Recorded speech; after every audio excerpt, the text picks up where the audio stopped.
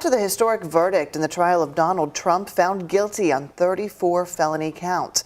He is the first former president to be convicted in a criminal case. As you know, he's now also running for president as a felon. Donald Trump gave more comments today about his conviction and vowed to appeal. Here's ABC's Morgan Norwood with the latest from New York on what comes next.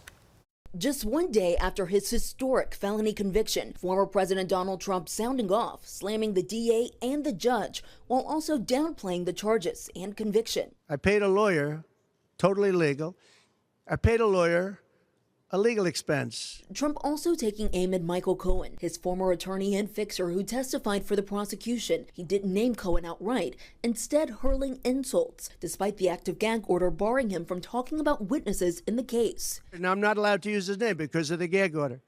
But you know, he's a sleazebag. Everybody knows that. In the final stretch of the trial, Michael Cohen testified that Trump directed him to pay off adult film actress Stormy Daniels to keep quiet about a sexual encounter with Trump, which Trump denies. All of this so voters wouldn't find out ahead of the 2016 election. Cohen, in his first remarks following Trump's conviction, praising the verdict. So this has been a long time coming for accountability. Jurors heard hours of testimony from 22 witnesses after roughly 10 hours of deliberations over the course of 2 days. The 12-person panel of New Yorkers returning a stunning, unanimous guilty verdict on 34 counts of falsifying business records. President Biden, who has largely refrained from commenting on the case during trial, speaking out about the verdict for the first time. The American principle that no one is above the law was reaffirmed. It's irresponsible for anyone to say this was rigged just because they don't like the verdict.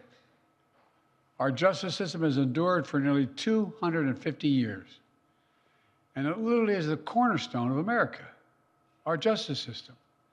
The justice system should be respected, and we should never allow anyone to tear it down. It's as simple as that.